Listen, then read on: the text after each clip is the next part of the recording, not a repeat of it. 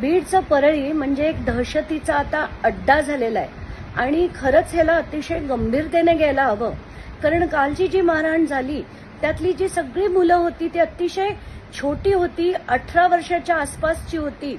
आणि या सगळ्या मुलांची ती मारहाण बघून आणि त्यात एक आणि जो व्हिडिओ आला होता त्याच्यात त्या ज्याला मारलं त्याला ज्या पद्धतीने त्यांनी पाया पडायला लावलं होतं, तर असं वाटतंय की बहुतेक एक रिव्हेंज केस होती आणि कुठेतरी हे सगळं आता भलत्या दिशेने जात आहे.